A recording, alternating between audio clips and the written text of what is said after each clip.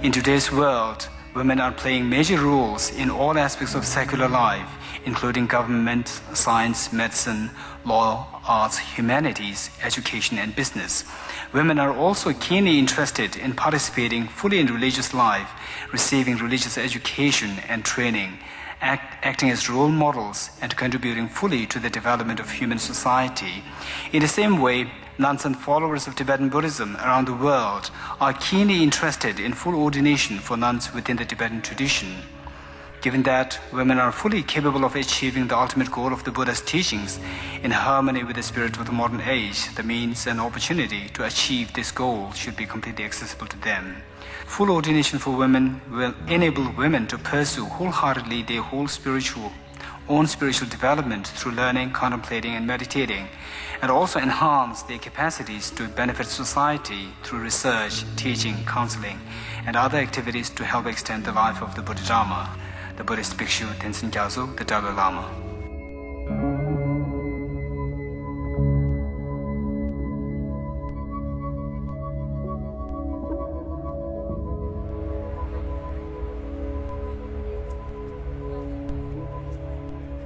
In 2007 werd in Hamburg een conferentie gehouden over gelijke rechten voor vrouwen in het boeddhisme. Deskundigen en wetenschappers uit Azië, Europa en Amerika presenteerden hun onderzoek. De Dalai Lama, als beschermheer van het onderzoek, wees wederom op het belang van de hoogste religieuze rang voor vrouwen.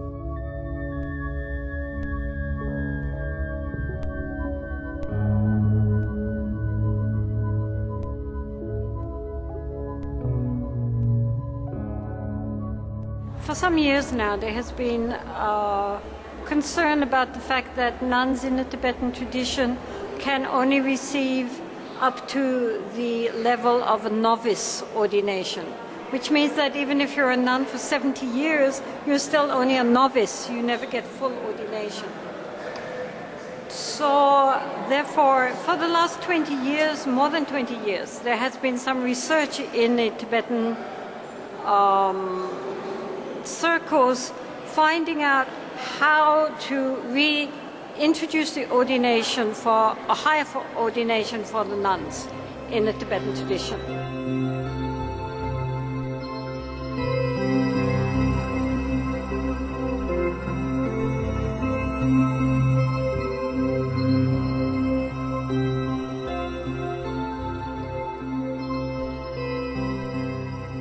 I think in theory, most world's religions promise equality to women, but they don't always deliver.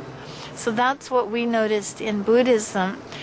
In general, in theory, Buddhist women have equal opportunities for even to the highest goal. But in actual practice, they're limited because of practical realities like education and access, healthcare, and so forth. So I think our aim is to bring reality and rhetoric into some sort of balance for women.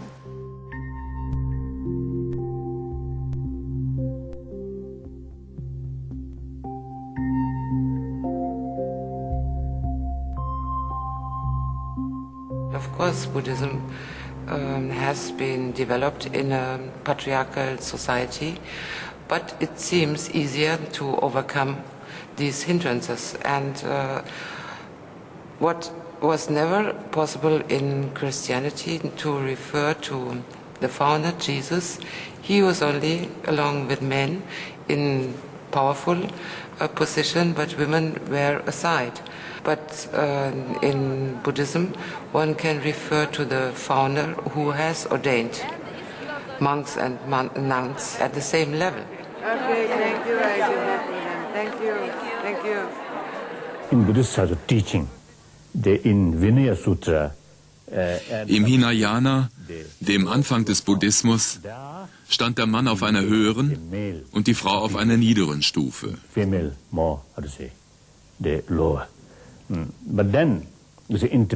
Aber im tibetischen Buddhismus des Mahayana oder Vajrayana sind Mann und Frau nicht nur gleichgestellt, sondern es wird besonderer Wert auf den Respekt gelegt, den der Mann der Frau entgegenzubringen hat.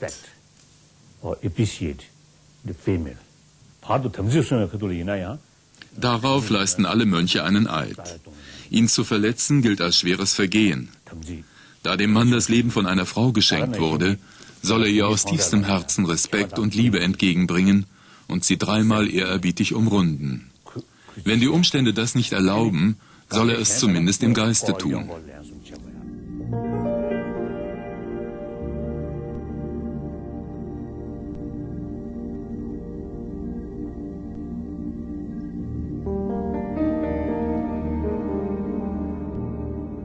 About this ordination, why is it not possible in many of the Theravada countries? In my country, yes, part of it is because of the culture. We never had it. So why do we need it? That kind of thing, you know. But if you are true to the spirit of Buddhism, we must respect the Buddha. The Buddha was the first one who established the Fourfold Buddhists. And he was the one who gave ordination to women. So we have to have that understanding. We have to understand about our responsibility to bring about the complete Fourfold Buddhist.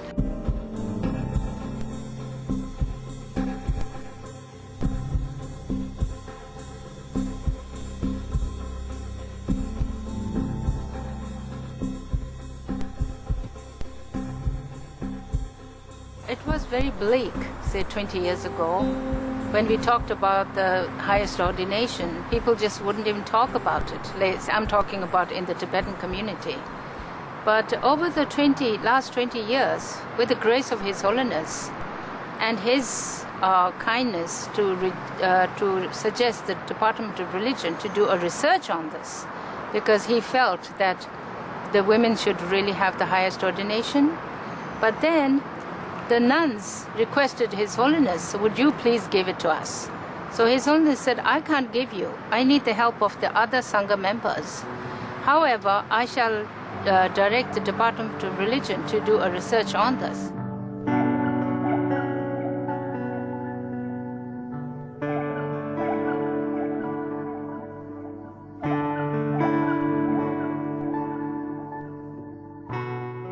Im September 2005 gab es ja in Zürich diese erste europäische Konferenz über den tibetischen Buddhismus in Zürich im Anschluss an die Unterweisung seiner Heiligkeit des Dalai Lama. Und da hatte er bei seiner Eröffnungsansprache ganz unverhofft plötzlich Bezug genommen auf die Situation der Nonnen, der tibetischen Nonnen, dass sie in Zukunft wieder eine Gesche-Abschluss auch machen sollen und dass sie eben auch diese Bhikshuni-Ordination, die volle Ordination bekommen sollen.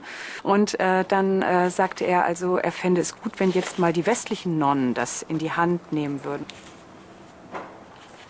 I prefer Western Buddhist Anila. I feel if you carry this work, maybe more effective. You need some money. So naturally, all our bhikshunis, you see, they not very rich. So certainly, I would like to give you some sort of donation from my royalty survey. Und ich war dann nun gerade eine der eigentlich die einzige Frau auf dem Podium und unter den Sprechern dort. Und dann erkannte mich, weil ich mich schon lange um diese beiden Themen bemühe. Und dann schaute er plötzlich zu mir rüber und sagte, ja, und ich weiß ja, dass ihr eben kein Geld habt und ich werde da selber eine Spende machen. Und das waren dann nachher 50.000 Franken, die seine Heiligkeit dafür spenden wollte. I think the goal of receiving the highest ordination should not be so short-sighted as just for gender equality. It should be more than that. It should be to inspire the nuns so that they will be inspired to be good nuns, and so that will promote compassion, altruism in the individual nuns, which then they can use it for the service of the humanity. When you talk about humanity, both men and women are there. So the differentiation doesn't just arise in this one.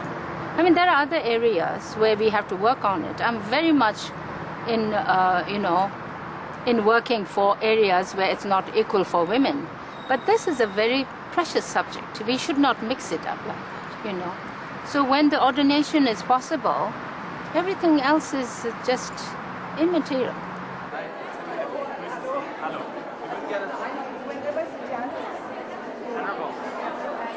Oh, okay. Can I put my cup of tea down?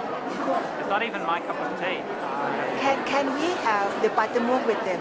Can we recite Patamok with them? I think so, yeah. I think no so, problem. no problem. No problem. I don't think Nana Sangwasa really is to do with where your ordination background is from, so much as how you're practicing. Yeah? What is important for women to become ordained? The space. The space. I think it's very important that we do have space.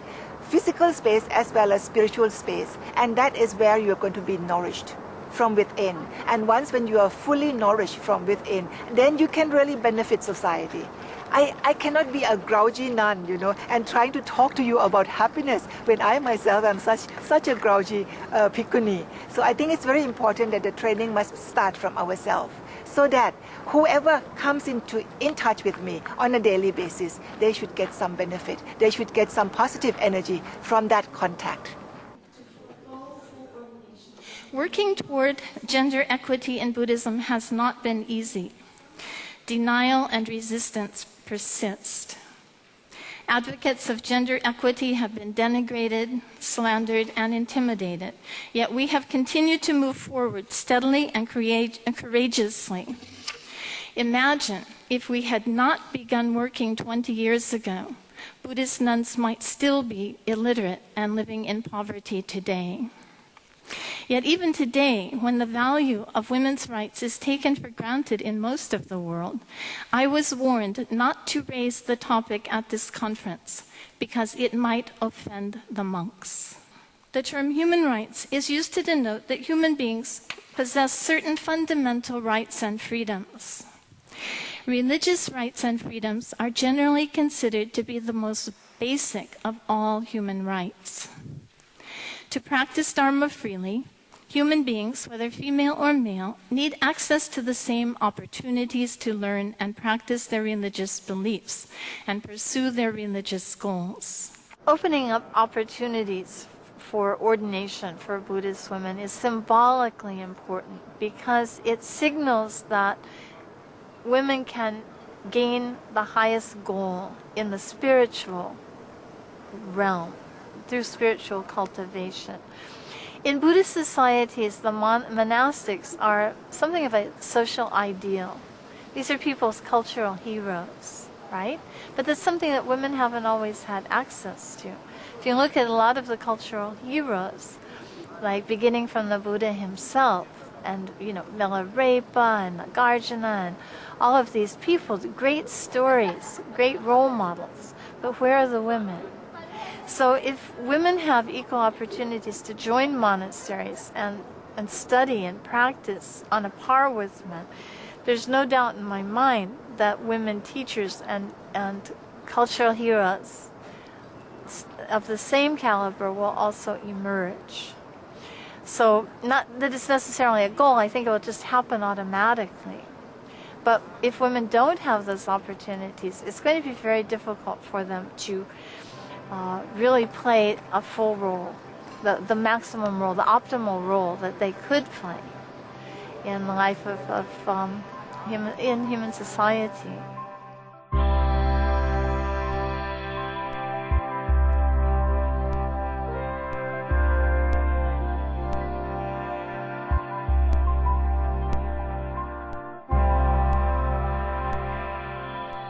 In Tibetan tradition, I think more than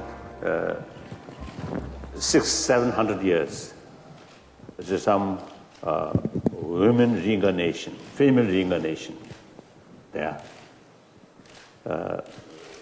So like something Dorje Phangmo, I think they one of the oldest reincarnation institution, so that's the women. How many generations, I don't know, but at least maybe 14, 15, I don't know. As early as 69, I publicly made clear whether Dalai Lama institution should continue or not up to Tibetan people. So should Tibetan people want to keep this institution, then also the Tibetan want to carry the successor, the ancient way, traditional way choose reincarnation. Then, theoretically speaking, women Dalai Lama, very possible. And sometimes I jokingly telling people that women Dalai Lama must be very beautiful Dalai Lama, very beautiful female, more attraction. You know, people always brand me as a feminist. I said, if I'm a feminist, the first person who actually turned me into Buddhism is the Buddha, because the Buddha was the very first one. Through the study of the history of religion, he is the very first religious leader who came out very clearly to say that women can be enlightened. Women do have spiritual potentiality to be enlightened, just like the men. There was no religious leader before his time who was so clear. So that is a message for us, feminists, you know. So with that message, we take it in our heart so that we follow his footsteps and we do the best we can. I will tell you something I thought very impressive to me. The story of the Buddha's wife, Yasodhara. You cannot imagine that there is at least one person who said no to the Buddha. The Buddha's life story always focused on him. When Prince Siddhartha was 29, he was philosophizing. You know, he was thinking about life. He was thinking about birth. And as he visited the city, he came back with 4 questions: whether every one of us will have to get sick, every one of us will have to get old, and every one of us will have to die. Can we come out of it? Can we come out of it? So he was really questioning this. His wife just gave birth to a new baby, to the baby. He realized that I cannot help myself coming out of this suffering. And now my son is equally trapped. How am I to do it? He could not possibly wake her up. He could not possibly hold the baby in his arms, because if he did that, he will not be able to renounce. Just looking at them, they were asleep and he left. Finally, after 6 years, the news came again that now her husband has become enlightened. He is the Buddha. But he did not return. He took yet another year of going out preaching Dharma talk here and there, visiting many cities, until the king sent out many groups of messengers to invite him back. She was asking him, what wrong have I done that you left me for 7 years? You understand? It's very, I find this scene, it has a very strong message to us women. So suddenly, Princess Yasodhara, Bhikkhuni, Mahatheri, suddenly she becomes alive. Suddenly she becomes a person to us. And why do we have to do it? Because we are Bhikkhunis. We need the role model. And we don't have the role model now. So we have to dig into the past, dig into the text to find a role model to strengthen us.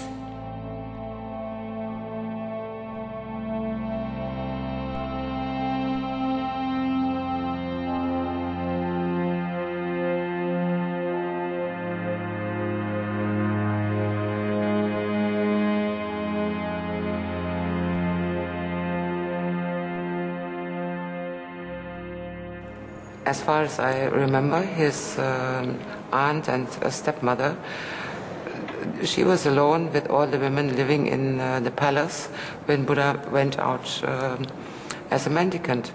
And she asked him what to do with us women here. You are living this kind of life and we are serious about it.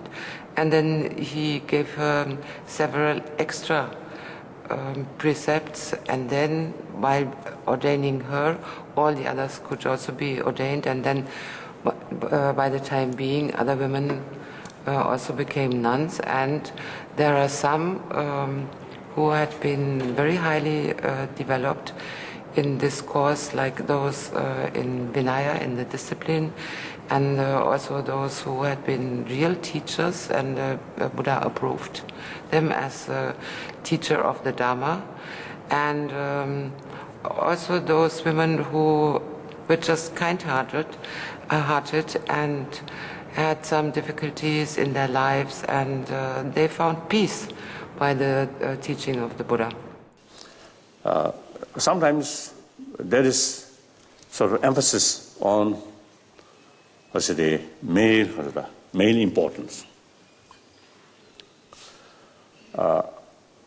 Generally speaking, Buddhism, at the time of Buddha himself, in Vinaya, the highest vow is Bhikshu vow. For that, Buddha give equal to male and female. So, Bhikshu vows, the Bhikshuni vows, so Buddha himself made the same right. Ich erinnere mich, dass ich vor vielen Jahren mal ein tibetisches Papier gesehen habe, das von einem Ministerium der tibetischen Exilregierung rumgeschickt wurde in kleinem Kreise. Und es geriet mir zufällig in die Hand.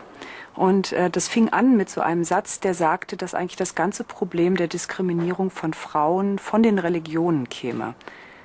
Und da habe ich mich wirklich gefragt, ist das eigentlich ein Forschungstatbestand? Ich habe nie Zeit gehabt, dem intensiver nachzugehen. Aber es hat mich zumindest kritisch gemacht oder kritischer in diesem Punkt, das zu beleuchten. Und ich denke, also ich bewege mich auch viel immer wieder im interreligiösen Dialog. Und wenn ich also mit Menschen spreche, die auch die entsprechenden Religionen wirklich sehr intensiv studiert habe, und gerade mit Frauen auch spreche, die sehr gebildet sind in diesen Religionen, dann ist es eigentlich so, dass sie immer wieder sehr glaubhaft nachweisen können, dass diese Diskriminierung nicht Bestandteil ihres Kanons ist, ja. Also es gibt dann manchmal so einzelne Stellen, wo man sagen könnte, sind die nicht doch frauenfeindlich, aber da kann man eigentlich immer, wenn man das erforscht, sehen, dass das eigentlich immer so Gegebenheiten aus der Gesellschaft sind, die auch schon in der Zeit, bevor es diese Religion gab, üblich waren und dass man das eigentlich nur so übernommen hat. Also zum Beispiel, wie verhält sich eine gute Ehefrau oder was macht eine gute Frau aus oder so. Und da hat man dann natürlich immer in den Worten gesprochen, wie man damals in der Gesellschaft gedacht hat und auch die Frauen eben zu der Zeit gedacht haben. Und also ich denke, gerade beim Buddhismus ist es so klar, dass der Buddha eben wirklich eben zu seinen Lebzeiten diesen buddhistischen Nonnenorden auch selber ins Leben gerufen hat. Das war revolutionär. Ich meine, sein Zeitgenosse, der Mahaviharin, der die Jainas begründet hat, der hat es auch gemacht. Es gab auch bei ihnen einen berühmten Nonnenorden, aber das war ungefähr zur gleichen Zeit und davor hat es das nie gegeben. Es war eine vedisch-brahmanische Gesellschaft und da hat man gemeint, dass wenn Frauen irgendwelche sakralen Handlungen durchführen, dass dann eine Entweihung stattfinden würde, ja. Part of it is culture, part of it is also because of the historical setup. In 1928, in my country, there was a case of a politician who got his own daughters ordained, but he was criticizing the Sangha, criticizing the church very strongly. So the Sangha actually put the women, the daughters, in prison, and then they sent out the Sangharaja, the Supreme Patriarch, set out the orders. All Thai monks are not to give ordination to women. So that become a stigma. That still remain up till present. You know, so Thai monks are afraid to go against this order.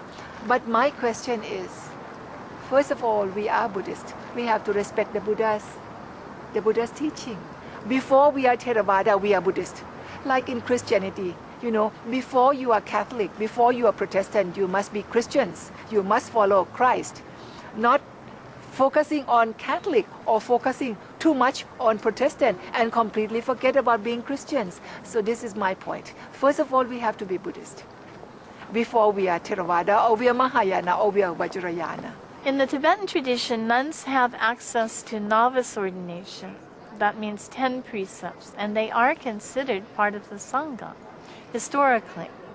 So the nuns shave their heads. They wear the same robes as the monks do. They live just like the novice monks do.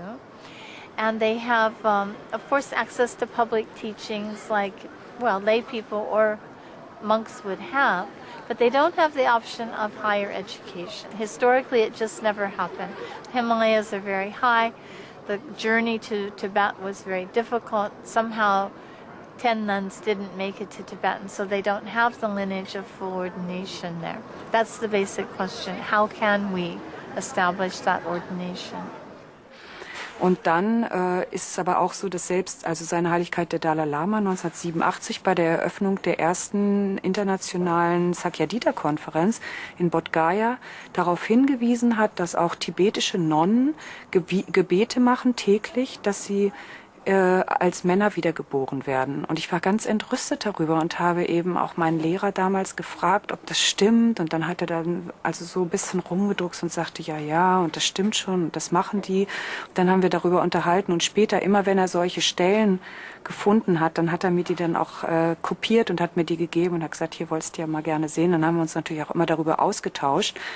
Aber ich meine, das zeigt einfach, dass in der tibetischen Gesellschaft es so etwas auch gibt. Für mich, ich würde jetzt mal sagen, im Sinne von dem Professor Samdong Rinpoche, er spricht ja immer über Satyagraha, ja, also das, was er als strukturelle Gewalt bezeichnet, das passiert dort eigentlich in der Gesellschaft, ja, und das ist ganz schwierig aus so einem System, noch dazu, wenn die Frauen dann auch keine Ausbildung bekommen, sich darauf zu beziehen. The Buddha Dharma, basically very flexible.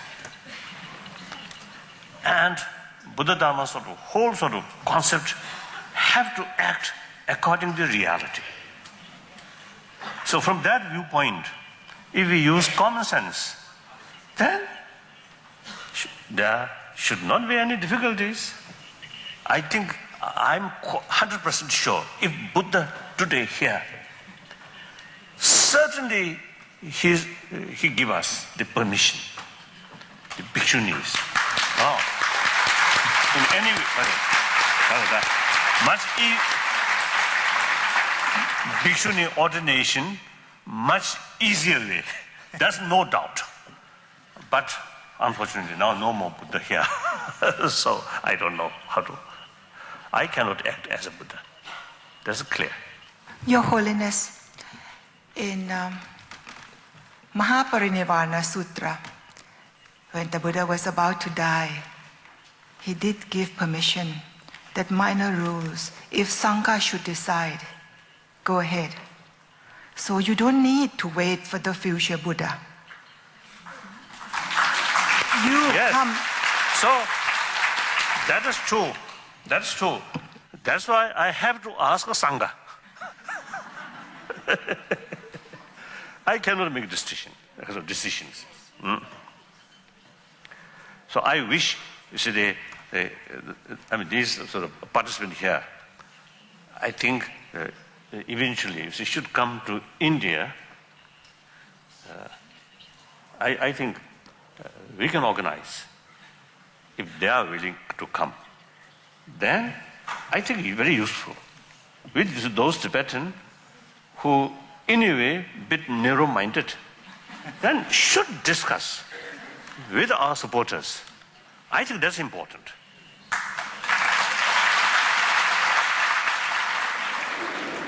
I mean, it's very sad that, not just in Tibet, but in all over the world, until recent times, the potential of women has not been appreciated or developed.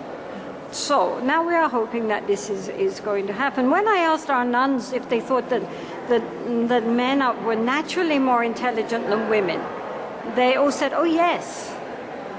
And I said, no. You think that because all the people that you know in authority are males, that's because they were given the opportunities for their study and their practice. If you were given opportunities for study and practice, you would do just as well. And so this is what we are trying to do now, is to help them to realize their own intellectual and spiritual potential. Well, in the Tibetan tradition, you find that there are some very positive images of women.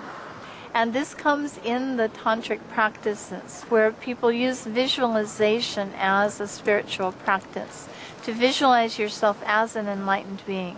And these images of perfection or enlightenment can be either male or female.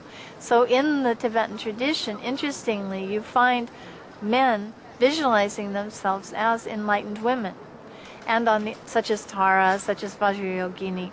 And at the same time, you find women visualizing themselves as enlightened men, Manjushri or Heruka or whatever.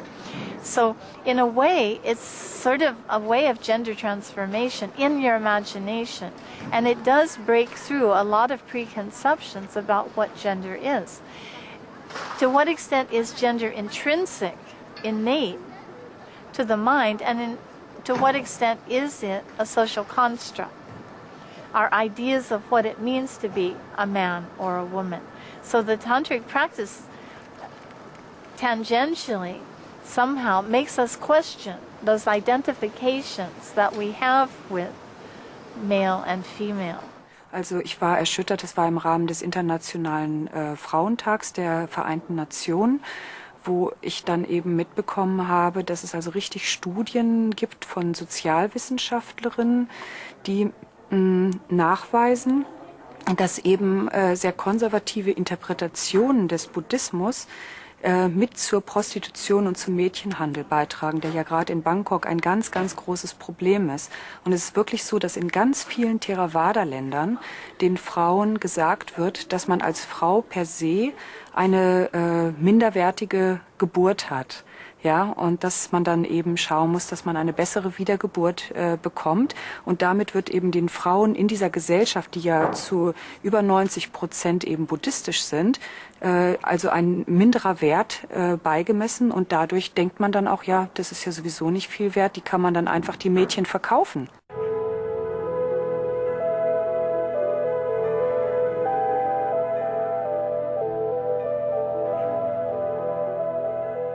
In ancient time, I think, member of the whole society, I think very equal. All work is carried by commonly. And eventually, perhaps in the name of civilization, the power and eventually involved. So at that time, the power mainly based on physical strength. So I think that's why male usually is the physically more sort of, what's the more stronger. So then, because of that, the male become more dominant. So, member in the society, even in the family. At that time, not much concern about human brain. So more physical sort of power there, it become this is the dominant. So at that time, the power much depend on physical strength. Now eventually, the intelligence now become more and more important through education, through awareness. Now on that level, not much differences, women, men, male and female. I think absolutely same.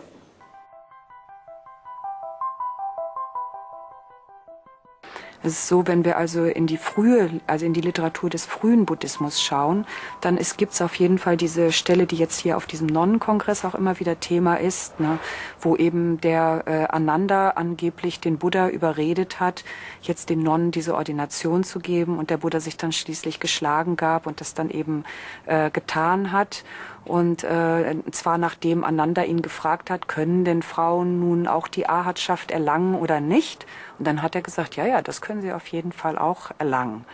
Ja, und Damit ist aber auf jeden Fall für alle buddhistischen Traditionen schon mal ganz klar, dass die Arhatschaft außer Frage gestellt ist. Die können alle erlangen, auch im Körper eines Mannes oder einer Frau.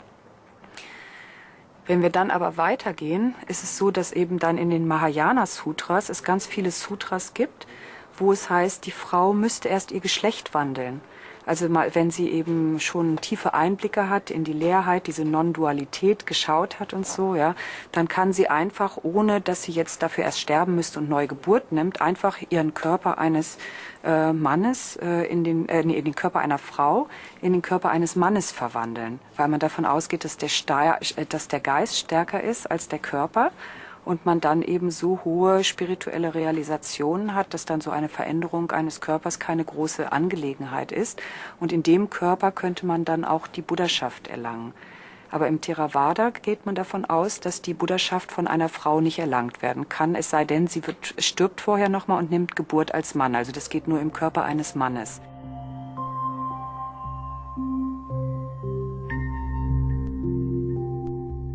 Wenn man dann aber eben in die Tara-Tantra kommt, also Tara ist ja eine wichtige weibliche Gottheit im tibetischen Buddhismus und man liest ihre Geschichte oder ihre Legende, wie man will, dann wird eben erzählt, dass sie eine Prinzessin war und dass Mönche zu ihr gesagt haben, sie hätte so hohe Realisationen und so tiefe Einsichten und wenn sie jetzt Wunschgebete machen würde, dass sie als Mann wiedergeboren wird, dann stände ihrem Weg zur Buddhaschaft nichts mehr im Wege.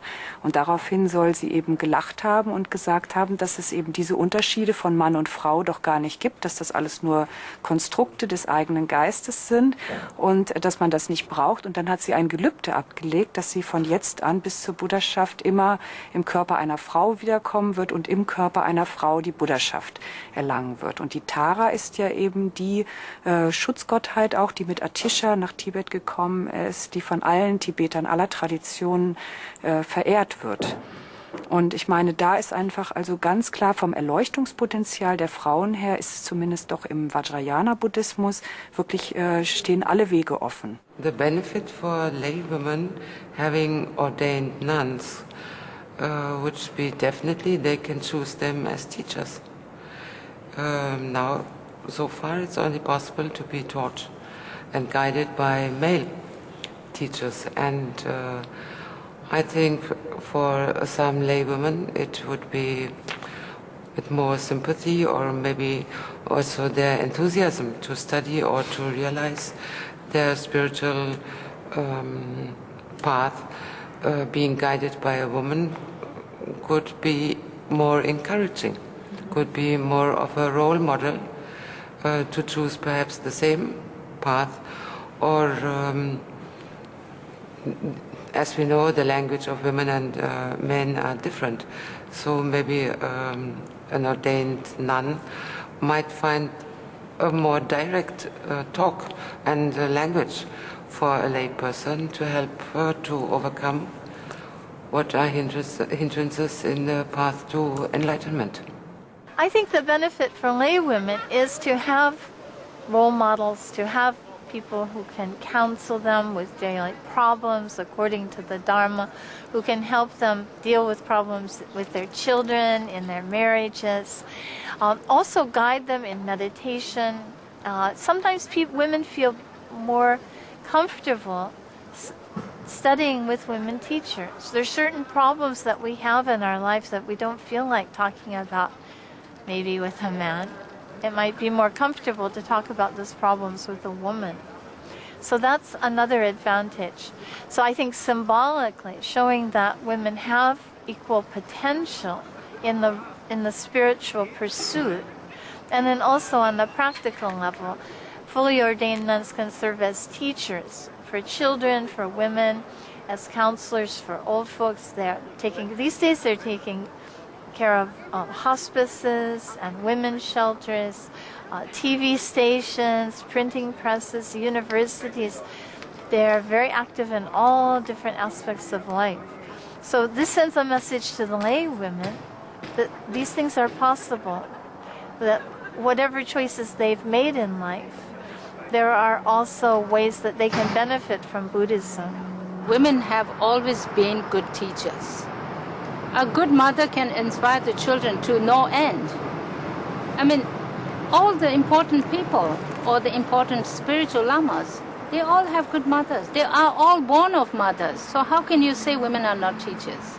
So, and then of course there are women who have really played the role of a teacher as a teacher also and inspired many people.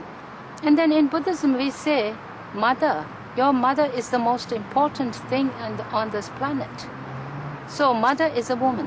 How can Buddhism not pay attention to women and her well-being? She can be a good teacher, she can be a good guide, she can be a good companion. You know, everything is in a mother as far as Buddhism is concerned. I think today, in modern time,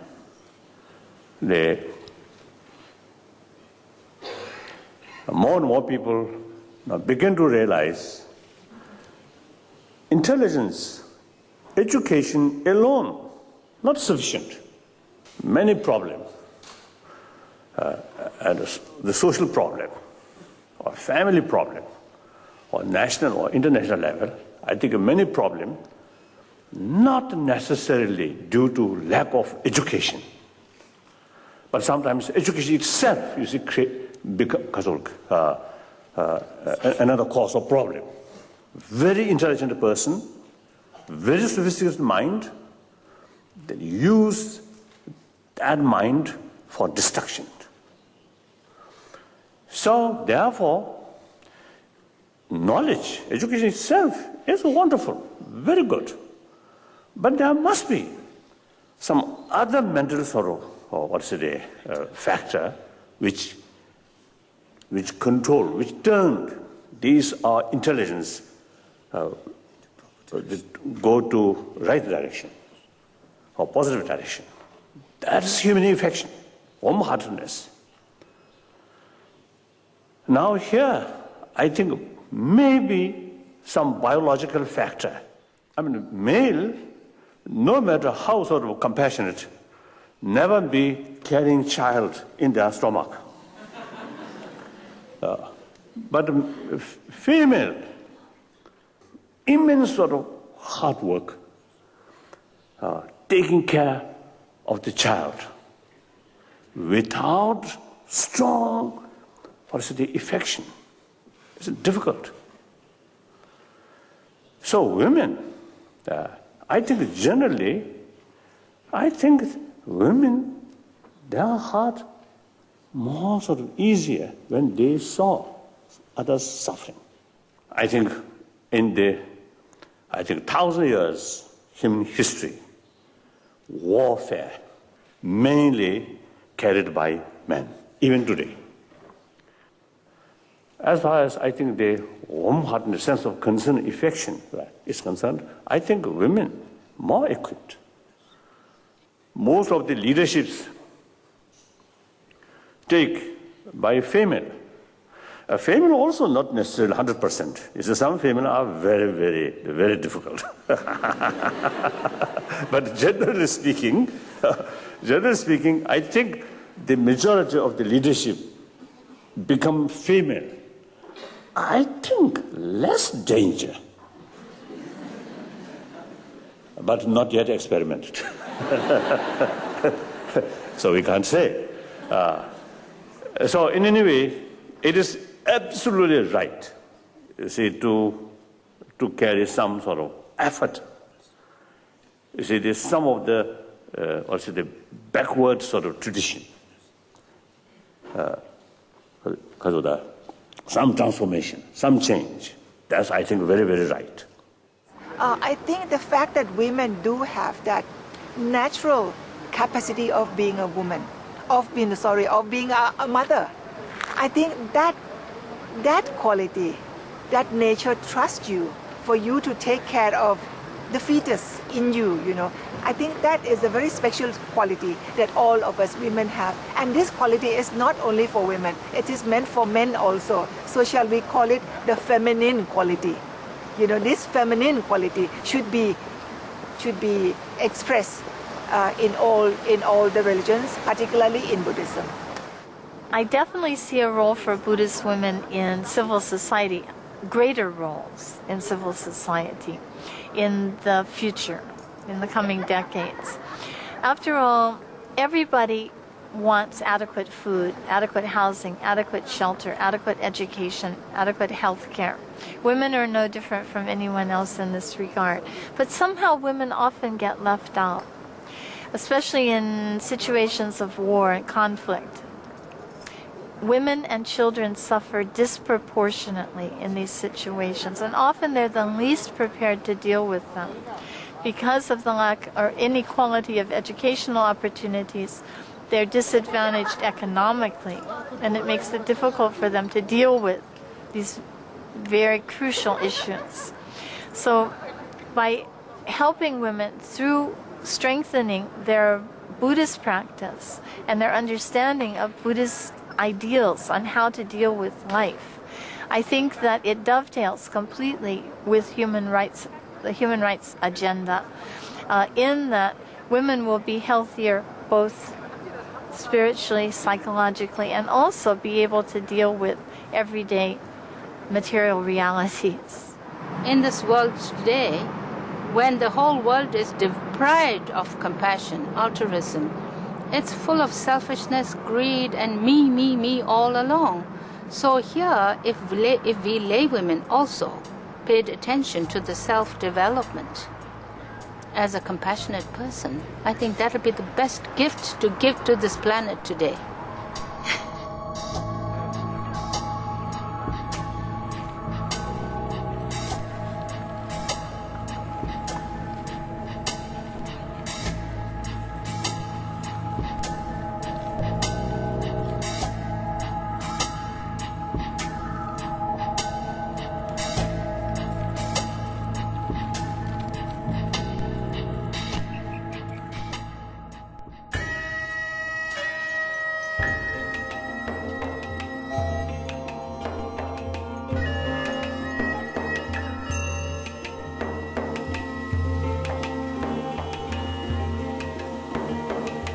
Wilt u naar aanleiding van deze uitzending reageren of een gratis programmagids bestellen? Bezoek dan onze website boeddhistischeomroep.nl. DVD's van onze programma's kunt u bestellen op 010 411 3977.